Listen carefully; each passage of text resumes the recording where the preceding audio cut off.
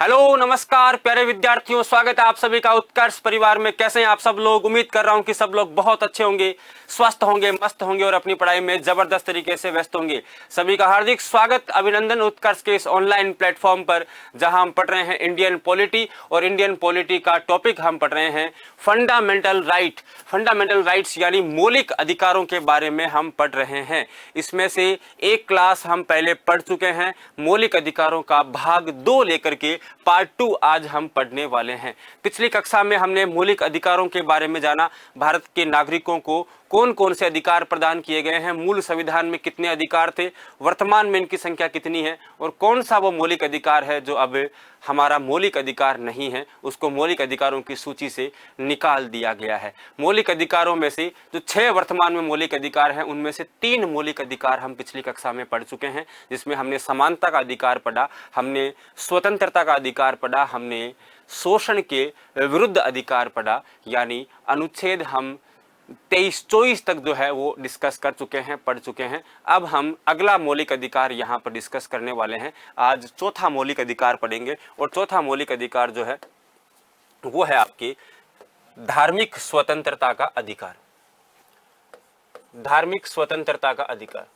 3 मौलिक अधिकार पिछली कक्षा में पढ़ चुके हैं। आपको एक बार पिछली कक्षा जरूर देखनी चाहिए, जिससे कि मौलिक अधिकारों के बारे में जो तमाम बातें हम इससे पहले, जो उसकी मूलभूत बातें हैं मौलिक अधिकार को लेकर के, कौन से भाग में उल्लेख है, कौन से अनुच्छेद में है, उन तमाम बातों के बारे में आपको पहले, इससे जो पहले वाली क्लास है उसमें पढ़ना चाहिए। धार्मिक स्वतंत्रता का जो अधिकार है,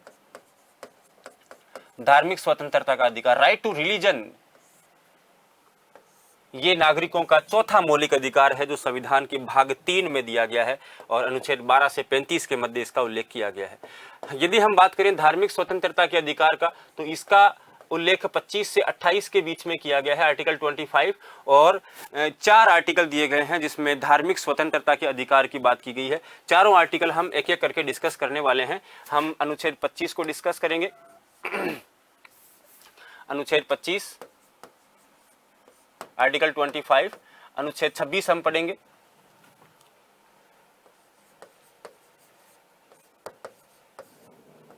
अनुच्छेद 27 पढ़ेंगे, और अनुच्छेद 28 पढ़ेंगे। 4 आर्टिकल हैं जिनमें धार्मिक स्वतंत्रता के अधिकार की बात की गई है। सबसे पहले बात करते हैं आर्टिकल 25। आर्टिकल 25 जो है वो अंतःकरण की स्वतंत्रता से जुड़ा हुआ है। अंतःकरण की स्वतंत्रता, और अंतःकरण की स्वतंत्रता के तहत भारत का कोई भी नागरिक किसी भी धर्म को मान सकता है, उसके अनुरूप आचरण कर सकता है, उसका प्रचार प्रसार कर सकता है। यानी अंतःकरण की स्वतंत्रता के तहत किसी भी धर्म को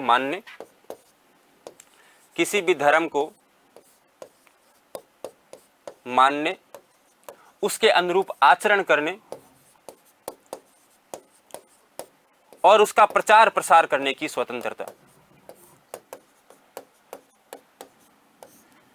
जिस धर्म को मानने की आपकी इच्छा है, आपका मन करे, उस धर्म को आप मान सकते हो, और न केवल उसको मान सकते हो, उसके अनुरूप आचरण कर सकते हो, और यदि आपको लगे तो आप उसका प्रचार प्रसार भी कर सकते हो, अपने धर्म की अच्छी बातों को आप आगे जो है प्रसारित भी कर सकते हो। तो आर्टिकल 25 धर्म को मानने, उसके अनुरूप आचरण करने, उसके प्रचार प्रसार की स्वतंत्रता को सुरक्षित करता है।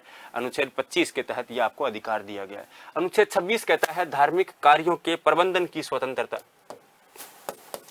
धार्मिक कार्यक्रमों के प्रबंधन की स्वतंत्रता।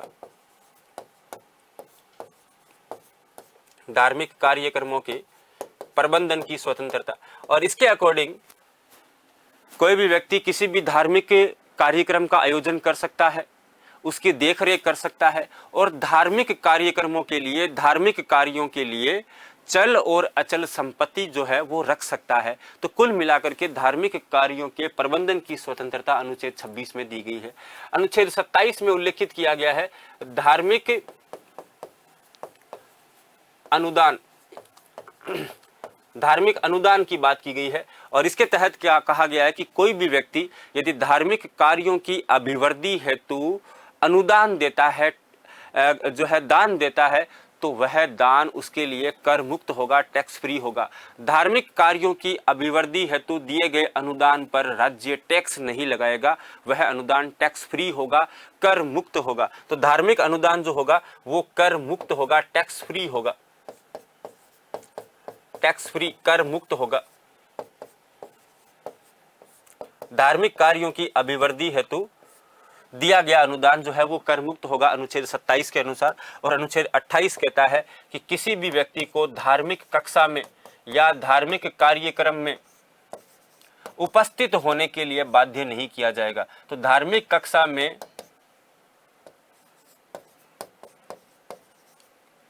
उपस्थित होने हेतु या उपस्थित होने की बाध्यता से संरक्षण,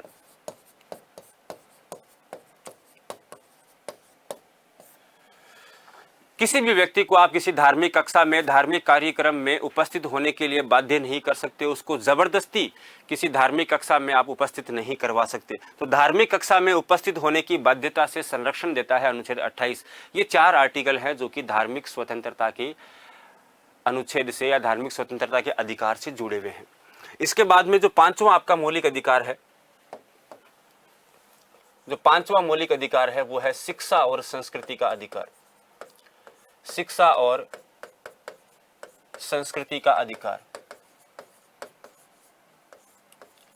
शिक्षा और संस्कृति का अधिकार। शिक्षा और संस्कृति का जो अधिकार है इसमें उल्लेख किया गया है 4 आर्टिकल, सॉरी आपके 2 आर्टिकल हैं 29 और 30। शिक्षा और संस्कृति में 2 आर्टिकल दिए गए हैं 29 और 30। इन दोनों आर्टिकल्स को हम डिस्कस करते हैं। सबसे पहले हम बात करेंगे अनुच्छेद 29 की और अनुच्छेद 29 के बाद में हम बात करेंगे अनुच्छेद 30 की। अनुच्छेद 29 और अनुच्छेद 30 दोनों की हम बात करते हैं। देखिए अनुच्छेद 29 जो है वो अल्पसंख्यक वर्गों के हितों के संरक्षण से जुड़ा हुआ है। अल्पसंख्यक वर्गों के हितों का संरक्षण, अल्पसंख्यक वर्गों के हितों का संरक्षण, अल्पसंख्यक वर्गों के हितों का संरक्षण। भारत में जो अल्पसंख्यक है, और भारत में अल्पसंख्यकों की 2 कैटेगरी है, धार्मिक अल्पसंख्यक और भाषाई अल्पसंख्यक। 2 आधार पर अल्पसंख्यकों का दर्जा मिलता है। यदि उस धर्म को मानने वाले लोगों की संख्या कम है उसको कहेंगे धार्मिक अल्पसंख्यक। यदि किसी भाषा को बोलने वाले लोगों की संख्या कम है उसको बोलेंगे भाषाई अल्पसंख्यक। तो जो अल्पसंख्यक वर्ग है भारत में, उनके हितों का संरक्षण अनुच्छेद 29 में किया गया है। अल्पसंख्यक वर्ग अपने हितों की रक्षा के लिए, जो अपनी भाषा, लिपि और संस्कृति की रक्षा के लिए प्रयास कर सकते हैं। कोई भी अल्पसंख्यक जो है वो अपनी भाषा, लिपि और संस्कृति की रक्षा हेतु, भाषा, लिपि व संस्कृति, भाषा, लिपि व संस्कृति की रक्षा हेतु प्रयास कर सकता है, रक्षा हेतु प्रयास कर सकता है। तो अनुच्छेद 29 अल्पसंख्यक वर्गों के हितों का संरक्षण करता है। अल्पसंख्यक वर्ग अपनी भाषा की, अपनी लिपि की और संस्कृति की रक्षा हेतु प्रयास कर सकता है। अनुच्छेद 30 यह कहता है कि अल्पसंख्यक वर्ग अपनी भाषा, लिपि और संस्कृति की रक्षा हेतु शिक्षण संस्थानों की स्थापना कर सकता है। शिक्षण संस्थानों की स्थापना कर सकता है। कौन कर सकता है? अल्पसंख्यक वर्ग। ये केवल अल्पसंख्यक वर्ग के लिए। अनुच्छेद 29 और 30 दोनों ही किसके लिए है? अल्पसंख्यक वर्ग जो है, अल्पसंख्यक वर्ग का मतलब मैंने बताया आपको धार्मिक और भाषाई अल्पसंख्यक। अल्पसंख्यक वर्ग अपनी भाषा, लिपि और संस्कृति की रक्षा हेतु शिक्षण संस्थानों की स्थापना कर सकते हैं, एजुकेशनल इंस्टीट्यूट की स्थापना यहाँ पर कर सकते हैं। तो आर्टिकल 29 और 30 जो है वो अल्पसंख्यक वर्गों के हितों के संरक्षण से जुड़े हुए हैं। इसको हम बोलते हैं शिक्षा और संस्कृति का अधिकार। 30 के तहत शिक्षण संस्थानों की स्थापना की छूट प्रदान की गई है। एक आपके मौलिक अधिकार इसमें और बच जाता है, वो है आपके संवैधानिक उपचारों का अधिकार। संवैधानिक उपचारों का अधिकार, और संवैधानिक उपचारों का जो अधिकार है वो बाकी सारे मौलिक अधिकारों की रक्षा हेतु, संवैधानिक उपचारों का अधिकार बाकी सभी मौलिक अधिकारों की रक्षा हेतु कार्य करता है। अनुच्छेद 32 में इसका उल्लेख किया गया। आर्टिकल 32 जो है उसमें संवैधानिक उपचारों के अधिकार का उल्लेख किया गया है। और इसके तहत किसी भी नागरिक के यदि मौलिक अधिकारों का हनन होता है, यदि किसी भी नागरिक के मौलिक अधिकारों का हनन होता है, कोई भी नागरिक जिसके मौलिक अधिकारों का हनन होता है, तो मौलिक अधिकारों का हनन होने पर, मौलिक अधिकारों का हनन होने पर, मौलिक अधिकारों का हनन होने पर कोई भी नागरिक सर्वोच्च न्यायालय की शरण में जा सकता है, सीधे सुप्रीम कोर्ट की शरण में जा सकता है, सुप्रीम कोर्ट या सर्वोच्च न्यायालय की शरण में जा सकता है। यदि किसी भी नागरिक के मौलिक अधिकारों का हनन होता है तो वह नागरिक सीधे सुप्रीम कोर्ट की शरण में जा सकता है, क्योंकि सुप्रीम कोर्ट मौलिक अधिकारों का क्या होता है, रक्षक होता है। इसका मतलब है अनुच्छेद 32 के तहत सुप्रीम कोर्ट नागरिकों के मौलिक अधिकारों की रक्षा करता है। यही कारण है कि डॉक्टर भीमराव अंबेडकर ने अनुच्छेद 32 को भारतीय संविधान की आत्मा कहा है। इस अधिकार को बाबा साहब B.R. अम्बेडकर ने, भीमराव अंबेडकर ने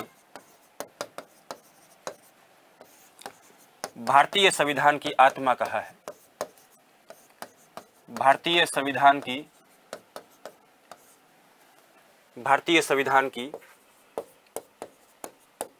आत्मा कहा है।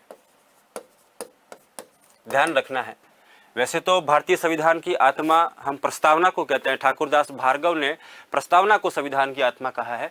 B.R. अम्बेडकर ने अनुच्छेद 32 को या कह सकते हैं संवैधानिक उपचारों के अधिकार को भारतीय संविधान की आत्मा कहा है। दोनों ही बातें आपको ध्यान रखनी है, भारतीय संविधान की आत्मा कहा है। यदि हम बात करेंगे ये जो अधिकार है, इस अधिकार के तहत सुप्रीम कोर्ट 5 प्रकार की रिट जारी करता है। इसके तहत सुप्रीम कोर्ट 5 प्रकार की रिट जारी करता है। सुप्रीम कोर्ट 5 प्रकार की रिट जारी करता है। तो नागरिकों के मौलिक अधिकारों का हनन होने पर, किसी भी नागरिक के यदि मौलिक अधिकारों का हनन होता है तो वह नागरिक यदि सुप्रीम कोर्ट की शरण में जाए तो सुप्रीम कोर्ट उस नागरिक के मौलिक अधिकारों की रक्षा करने के लिए 5 प्रकार की रिट जारी करता है। ये 5 प्रकार की रिट शक्तियां कौन कौन सी है, तो ये 5 प्रकार की रिट है, जिसमें एक है आपके बंदी प्रत्यक्षीकरण रिट, बंदी प्रत्यक्षीकरण रिट। दूसरी है इसमें परमादेश। तीसरी है इसमें प्रतिषेध।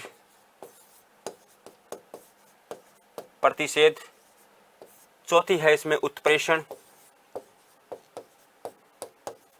और 5वीं रिट है इसमें अधिकार प्रच्छा।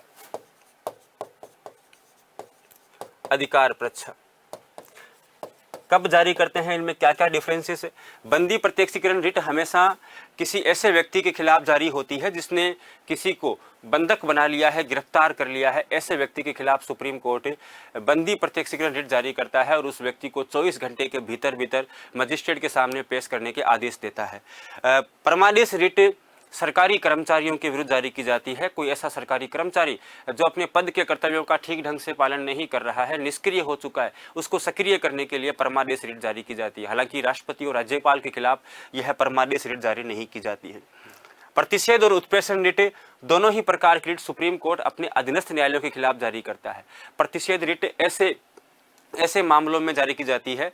दोनों ही रिट, प्रतिषेध और उत्प्रेषण, दोनों ही जो रिट है वो ऐसे मामलों में जारी होती है जब कोई अधीनस्थ न्यायालय, फॉर एग्जांपल हाई कोर्ट है, तो हाई कोर्ट यदि अपने अधिकार क्षेत्र से बाहर जाकर के कार्य करता है तो सुप्रीम कोर्ट हाई कोर्ट के खिलाफ यह दोनों प्रकार की रिट जारी करता है। अब प्रतिषेध कब करता है और उत्प्रेषण कब करता है?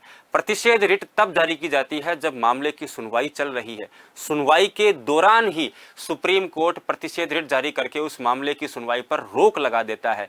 जबकि उत्प्रेषण रिट कार्यवाही के बाद, सुनवाई के बाद जारी की जाती है तथा ऐसे किसी भी फैसले को जो सुप्रीम हाई कोर्ट ने सुनाया है जो उसके अधिकार क्षेत्र के बाहर है, तो ऐसे फैसले को सुप्रीम कोर्ट खारिज कर देता है सुनवाई के बाद में।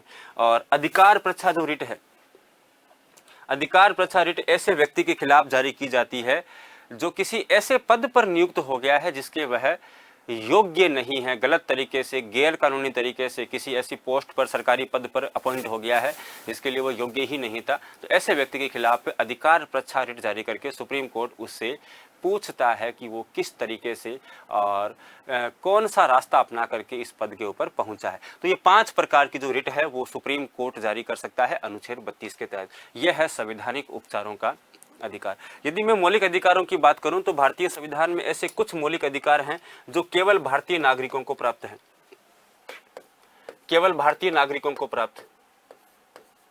ऐसे मौलिक अधिकार केवल भारतीय नागरिकों को प्राप्त मौलिक अधिकार। ऐसे कौन कौन से मौलिक अधिकार हैं जो केवल भारत के नागरिकों को प्राप्त है, विदेशी नागरिकों को प्राप्त नहीं है? ऐसे कौन कौन से मौलिक अधिकार है? ध्यान रखना, ऐसे 5 मौलिक अधिकार हैं, 5 ऐसे अनुच्छेद हैं, 5 ऐसे मौलिक अधिकार हैं जो केवल भारतीय नागरिकों को प्राप्त है। वो है 15, 16, 19, 29 और 30।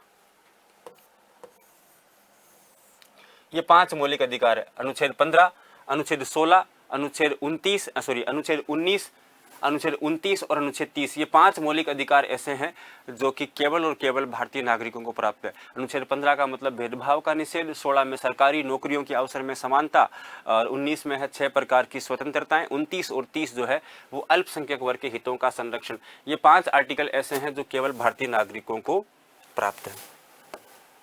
अब यदि हम बात करें तो आपके जो मौलिक अधिकार हैं, क्या वे मौलिक अधिकार एब्सोल्यूट है? क्या वो कभी समाप्त नहीं हो सकते या कभी निलंबित नहीं हो सकते?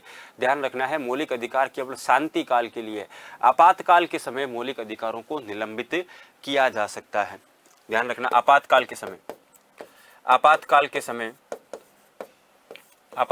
समय मौलिक अधिकारों का निलंबन या मौलिक अधिकार निलंबित हो जाते हैं, मौलिक अधिकार निलंबित किए जा सकते हैं या निलंबित हो जाते हैं, निलंबित किए जा सकते हैं। जैसे ही देश में इमरजेंसी लगती है, जैसे ही देश में आपातकाल लगता है, वैसे ही मौलिक अधिकार निलंबित किए जा सकते हैं, मौलिक अधिकार निलंबित किए जा सकते हैं। और मौलिक अधिकारों को निलंबन करने का ये जो प्रावधान है, ये प्रावधान हमने जर्मनी के संविधान से लिया है। मौलिक अधिकारों को निलंबित करने का ये जो प्रावधान है ये हमने कहाँ से लिया है? जर्मनी के संविधान से लिया है। यानी आपातकाल के समय मौलिक अधिकार अपने आप ही निलंबित हो जाते हैं। लेकिन सारे मौलिक अधिकार स्वतः निलंबित नहीं होते हैं। मौलिक अधिकारों में अनुच्छेद 19 जो है, ये थोड़ा ध्यान रखना है, आर्टिकल 19 अनुच्छेद 19 जो है, अनुच्छेद 19 स्वतः ही निलंबित हो जाता है, स्वतः निलंबित हो जाता है। जैसे ही देश में आपातकाल लगता है, आपातकाल लगते ही सबसे पहले अनुच्छेद 19 निलंबित होता है, ये स्वतः ही निलंबित हो जाता है। इसके लिए सरकार को या राष्ट्रपति को किसी प्रकार की अधिसूचना जारी करने की आवश्यकता नहीं होती है। लेकिन अनुच्छेद 19 के अलावा बाकी जो मौलिक अधिकार हैं उनको निलंबित करने के लिए राष्ट्रपति को अधिसूचना जारी करनी पड़ती है। राष्ट्रपति अधिसूचना जारी करके उन मौलिक अधिकारों को निलंबित कर सकता है। लेकिन 2 मौलिक अधिकार ऐसे हैं भारत के संविधान में जो कि आपातकाल के समय भी निलंबित नहीं होते हैं। वे 2 आर्टिकल कौन कौन से हैं? आर्टिकल 20 और आर्टिकल 21। आर्टिकल 20 और आर्टिकल 21 ये 2 मौलिक अधिकार ऐसे हैं जो कि निलंबित, आपातकाल में भी निलंबित नहीं होते हैं। आपातकाल में